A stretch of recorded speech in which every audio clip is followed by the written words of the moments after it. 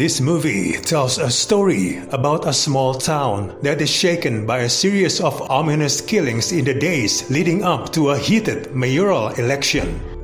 This political slasher film brings a modern-day agenda to a story straight out of slasher whodunit movies like the Scream franchise. There's a masked killer on the loose, picking off various victims in and around town, and there's a mystery about whodunit. Unfortunately, there's nothing about this movie that even remotely works. If you want to take inspiration from Scream, you gotta make sure the characters are interesting. However, the characters in this movie are boring.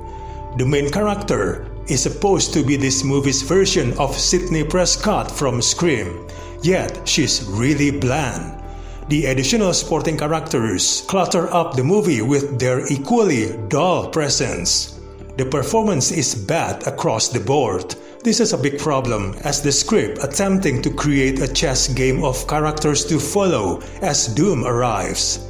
The movie makes the plot needlessly convoluted as it's too busy juggling so many personalities and motivations. It strains believability as the motivations are hazy and the way its characters' individual drama connects to the overall slasher arc is not always clear. The movie also lacks the recognition that something horrible is happening. The people involved in this story don't recognize the gravity of any situation. The script is trapped somewhere between comedic intent and horror atmosphere, making it difficult to understand if this is a slasher film or a parody of one.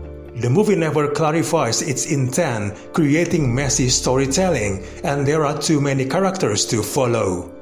The political angle is interesting but disappointingly toothless, with very little separating both candidates, so there's not much reason to care about either.